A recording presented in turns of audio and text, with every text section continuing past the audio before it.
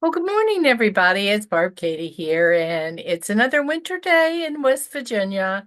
I I'm excited because the weatherman just informed us that we may actually get above freezing today, which would be a really nice change. The last 2 weeks have been a little bit crisp and chilly and made the walking a little bit faster, but um, didn't want to actually go out and shovel the snow as much as I have been doing. I hope you are off to a good start on the new year, whatever the weather may be in your area of North America. It runs the gamut, it seems. But like there's an old saying that says everybody talks about the weather, but nobody does anything about it. And that's pretty much true.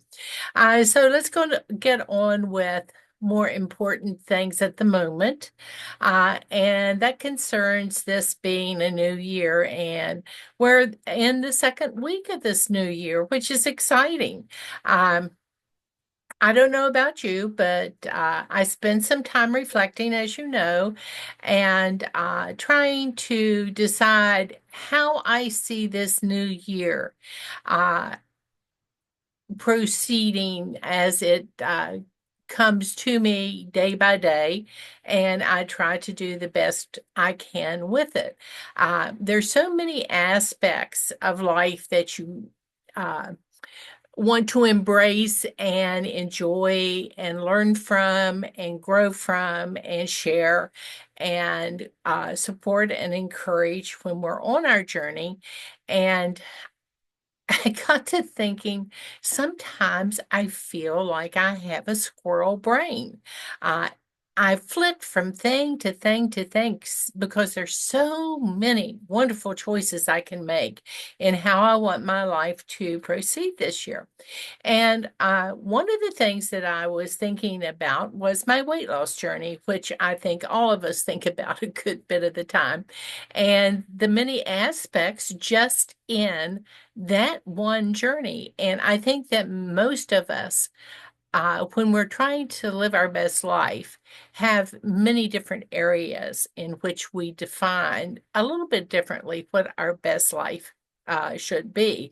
But the journey to good health, I think, sort of embraces everything because not only does it embrace good physical health, it also embraces good mental health as well.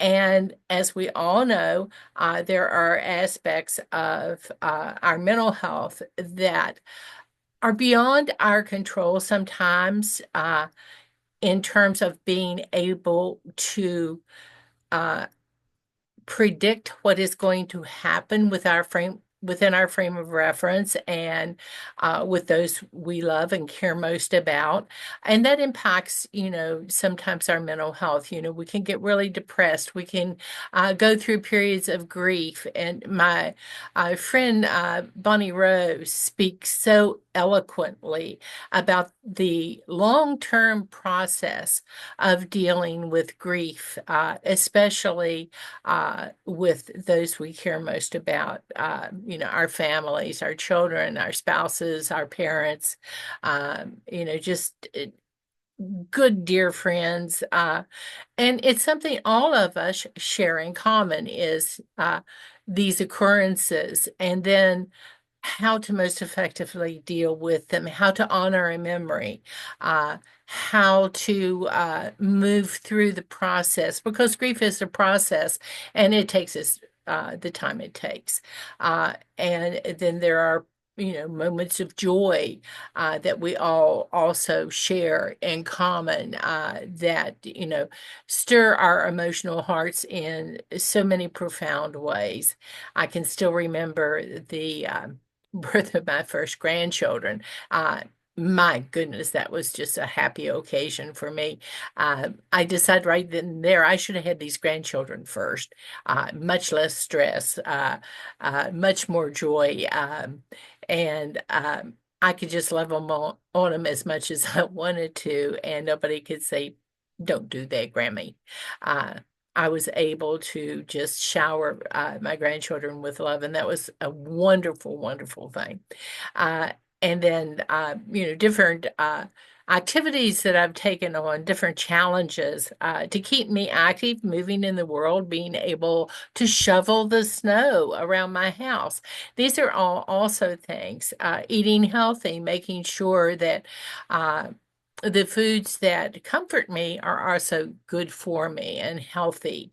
That I not only enjoy what I eat, but what I eat nourishes me in the best possible way. And I think all of us can look in each of these areas of our lives from time to time and see that we need some support, some help from our friends, maybe some new ideas, new ways of approaching things.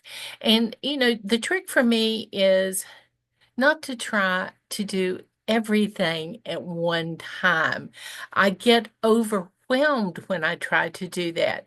And it is amazing to me um, how overwhelming it can be. We don't seem to be doing all that much. But then when you add in all the aspects, how am I going to move more? What am I going to eat? How am I going to handle my emotions when they come up? Are my behaviors leading me in the direction I want to go? These are a lot of things to put into play all at the same time. And while we like to think that we can multi task all the time, we can't. It's sometimes the most inefficient thing you can try to do is to multitask. You just totally overwhelm your system uh, with all of the changes you are making or the task you have placed before you become so many and so diverse and so disconnected that you are like, in fact, that squirrel running around trying to gather nuts. How many nuts can I stuff into my mouth and take back to my hidey hole in the tree to get me through another time? Well, if I'm running here, there, and everywhere, I may not be effectively accomplishing what I really want to set out to do. Uh, for me, right now, I think my main focus is to be calm, to be focused, to adhere to a plan, to not be all over the globe, running hither and yon and accomplishing not as much as I could if I just took my time, made a plan of action for that one thing that I had set before me for today and move forward with it. And sort of like that old expression, uh, first thing to do is eat the frog. Pick the thing that's most challenging, most difficult, and get it out of the way. Then the whole day brightens up, becomes lighter, becomes more enjoyable, becomes more peaceful and calm and nurturing to every aspect of your day and every task that you may choose to take on after that, one at a time. And it's not as hard to change plans when you don't fill your day so full that you have no room to adapt. Um, I don't know about you and your life, but I can tell you in my life, stuff happens and it is subject to change in a heartbeat. You may have your day mapped out in great detail on a timeline, scheduled to the nth degree, and it only takes a moment for that day to totally be derailed because something that you could not possibly have anticipated has come up and you must go in a totally different direction than you had ever thought your day was going to proceed. Uh, and I think that's where a lot of our stress comes in. We do not do as well at building in a plan for the unexpected. And how do you plan for the unexpected? Maybe you give yourself grace. Maybe you give yourself flexibility. And maybe you say to yourself, this new thing that was not on the agenda takes precedent, and everything else has got to change now. You give yourself that permission, that power over your own life to not build into your life that has already been booked solid on your schedule for the day, uh, the ability to change your schedule. We're all about change when it comes to getting healthier and going on a journey for our best health. But we resist change uh, when it comes up and derails us from what we think our track should be. We're not on a timeline here. You don't have to do everything all the time exactly the same way that you had it planned. You can build in flexibility and reduce your stress levels when things don't go as you anticipated and intended.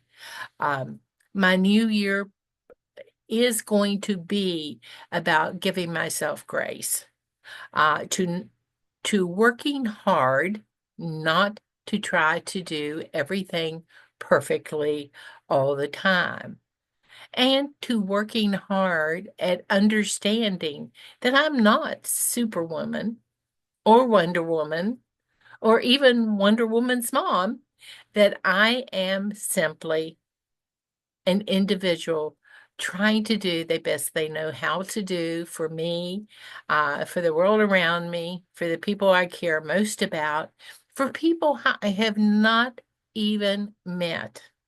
You just never know when those kinds of opportunities are going to fall into your lap, and you really need, in order to live your best life, to be flexible enough to embrace the opportunities when they arise. Uh, a friend of mine this week told me a wonderful, wonderful story. She had been shopping, and I'm sure all of us know about shopping. And she was well, she was in the checkout line, and she was getting ready to check out and inserted her credit card, and it was declined. And she's like, what the heck? It was her bank credit card, and she knew how much money she had in the bank. She knew there was more than enough to have covered her purchase, uh, but it was declined. And everybody was nice. The clerk was nice. They called the supervisor over. The supervisor, tried to do the magic that she could do, but it still was refused. And, that was not in her plan for the day at all. She was quite beside herself. And all of a sudden, a lady, a couple of places back from her in line, just looked and said, "Don't worry about it. I'll take care of it." And my friend was dumbfounded, and she says, "Oh, no, there's no need for that. I'll just put it back." And the lady said, you don't need to do that. Let me have the pleasure of helping you." And they talked a little bit, and finally my friend said, "Well, I'll agree if you'll share with me your contact information, so as soon as I go home and get this straightened out, I can repay you." And the lady said, "Well, there's no need to do that, but okay. If that's the only way that you'll accept, this gift from me, I'm good." She said, "I've been here. I know how you feel." And they proceeded. And, my friend was embarrassed. I think I would have been a little bit embarrassed too if I had been in those shoes. And yet, I can tell you, my friend would have been the first person to have offered help to someone else. And that goes in keeping with what I'm trying to gain for myself in this new year, is to accept help of whatever shape or form it might be when it's offered to me and not deny the help and insist that I'm going to be like the little red hen and do it myself, that other people can help me in this journey and make it a better trip traveled with the kindness and help of others.